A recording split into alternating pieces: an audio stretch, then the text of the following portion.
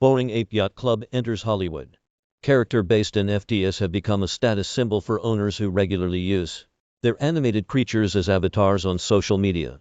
Sure, it's signaling access to a community, but that's usually all it is. NFT December 31st, 2021. However, some NFT holders, namely those in the Bored Ape Yacht Club, are at the forefront of what could be the next wave in the space. NFTs is intellectual property. The restrictions within NFT licenses vary depending on the company or developer behind the collection. While most of the major players, including NBA Top Shot and CryptoPunks, prohibit owners from commercial use of their NFTs. Bored Ape Yacht Club, which recently passed $1 billion in sales on NFT marketplace OpenSea, gives full rights to the NFT owner. That means whomever owns a Bored Ape can spin it into whatever film, music, TV, book, or media project they want.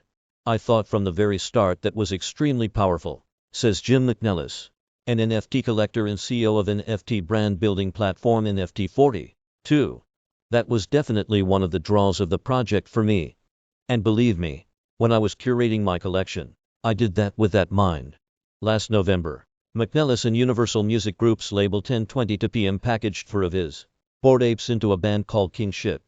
1022 PM describes itself as a Web3 recording label designed precisely to turn NFTs into media properties. They're not alone. Around the same time, mega producer Tim Balland announced his metaverse entertainment company, Ape In Productions, that will discover and amplify artists who are Bored Ape owners.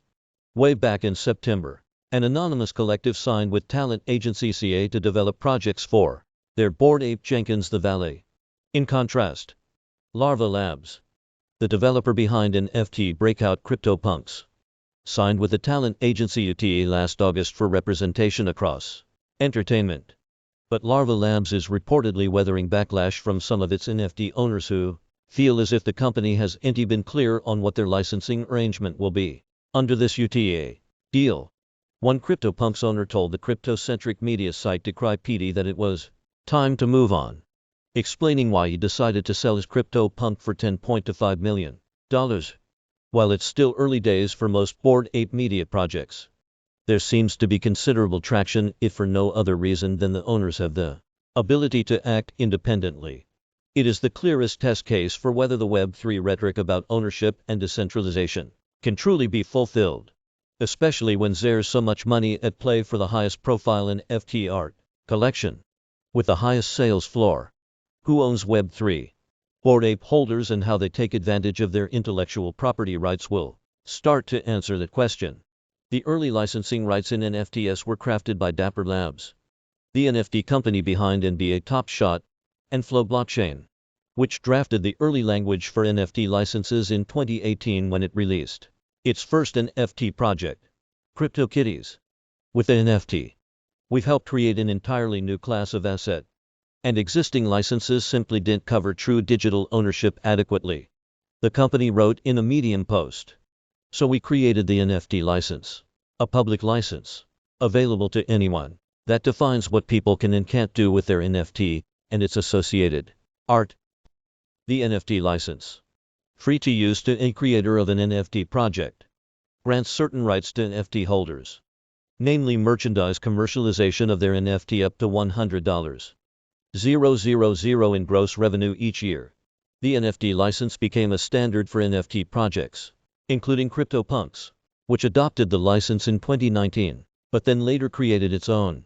That apparently has led to the confusion as to what holders are actually entitled to under parent company Larva LABSS deal with UTA. Rahul Ch. Habrani ETH 5558. January 14, 2022. Bored Ape Yacht Club has made it clear that NFT holders have full commercialization rights to their ape, i.e., it's not constricted to just merchandise and there's no monetary cap. I was like, this has to be a mistake, says Nick Adler, former SVP of Business Development at marketing collective Kashmir Agency. I don't know if their intention was, let's create something that people go and monetize, or if they thought it would be a smaller project and it didn't concern them. I don't think anyone expected it to become such a cultural phenomenon. Fast Company reached out to YUGA Labs, Bored Ape Yacht Club's parent company, for an interview, and will update this story if it responds. Adler. WHOS also Snoop Dogg's business partner. Recently left Kashmir to start his own NFT-focused company, The Unified. Leveraging his expertise in entertainment production, licensing, and branding in the NFT space. How people, whether they're celebrities, artists, restaurateurs, how they set themselves up on Web3 is going to be groundbreaking, Adler says. I'm really excited how people can go out and control their digital rights and own their digital footprint. We've given so much of our IP away to the big web to brands, and now we get to take that back. Adler was the one who first floated the idea to McNellis that he could flip his apes into an entertainment project. They passed the litmus test for me, which is, do they make a good profile picture on Twitter? McNellis says of his initial interest in BAYC. Each one is distinct and likable. So just at a glance, the collection looked really strong. It's fun. But both Adler and McNellis, who launched his own NFT project of Astars in 2020 and has been a prominent figure in the NFT space, ultimately noticed something different with Bored Ape Yacht Club. There was something special about these, McNellis says. It's that X factor that you can't quite place your finger on. That X factor, combined with full IP rights, led to Kingship, the first ever music group based on NFT characters. Kingship is comprised of 3 of McNellis's Bored Apes, 2 of which are considered rare because of their golden fur and shooting eye beams, and 1 mutant, a bizarro subset of the initial original Bored Apes. The immediate comparison to virtual British band Gorillaz is apparent for more than one reason. But McNellis says Kingship will be a different experience entirely. It feels like a copy to some people in the mainstream, but it's really not at all. He says, the important thing right now is developing the story behind each of the apes and the personalities behind them. And then from there bringing in the music and some metaverse-friendly experiences. Bringing Kingship to life is Celine Joshua, the founder of music label 1022 PM. Launched in 2018 under Universal Music Group, 1022 PM is billed as a next-general, Web3-focused label for digital creators and brands. In a press release announcing 1022 PM, UMG CEO Lucian Grainge called the label a progressive home for new forms of digital content, which has naturally spilled into the much-hyped and highly lucrative NFT space. I look at all this dormant IP sitting in collectors' wallets and thought about it like a decentralized Disney, says Joshua, who, prior to joining UMG, oversaw commerce and strategy at Epic Records. How can 1022 PM bring these characters to life? Like when Marvel would take a look at their library and say, all right, we're going to now create a narrative and a dream around this character. Details on Kingship are still under wraps.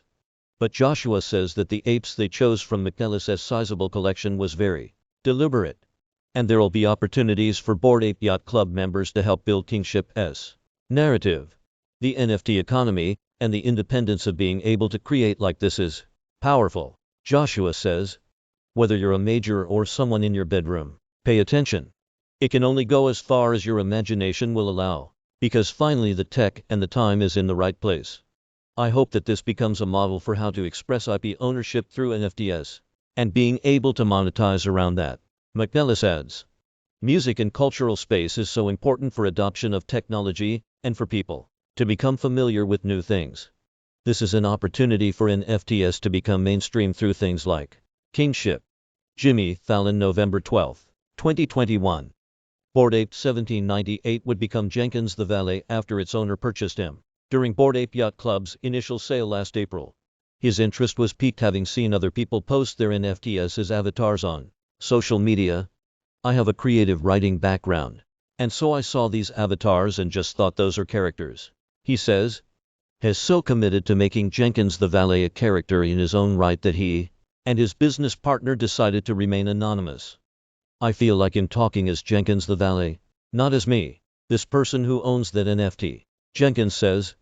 After building up Jenkins the Valet's brand, Jenkins and SAFA set out to fill what they saw as a white space in the NFT landscape. We had seen really amazing art have its day.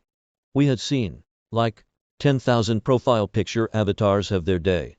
We didn't see any literature, Jenkins says. Jenkins and SAFA shopped the idea around to literary agents, but couldn't get them to see their vision. It kind of crushed us, SAFA says. But our buddy WHO's assigned author was like, "You should meet my agent at CAA. They're on the cutting edge. They get it. What we were seeing in the beginning was this gold rush," says Adam Friedman, an executive in CAS Global Client Strategy Group. "You had a bunch of folks who were jumping out trying to take advantage of a booming market. For us, many of the clients that we work with are universe builders, storytellers, creators, and there's long-term business implications here with an FTS." Jenkins the Valet. May 23, 2021. Last August, Jenkins and SAFA created their own NFT that grants holders access to the Writer's Room, a platform where members vote on the creative direction for the character Jenkins. The Writer's Room currently has 2,700 members and is working on J. Ian Kin's debut novel in tandem with New York Times bestselling author Neil Strauss. Members can submit their proposals for ideas, and if they have a Bored Ape NFT, they can also license their apes to be included in the novel. "We named it the Writer's Room for a reason, because traditionally, the Writer's Room is super hard to break into," Jenkins says. "If you're lucky enough and if you're smart enough and if you're funny enough, you get to write the stuff that everybody consumes. Get to join this virtual room from all over the world and participate in what ends up being the content that we hope comes to define the metaverse and the space." The idea of ownership has been a huge motivator for creators minting their original works and buyers looking for an authentic purchase. Bored Ape Yacht Club stacks better utility on top of ownership with its broad IP rights that have led to holders using their apes in any number of ways, from branded beer to law firm marketing campaigns.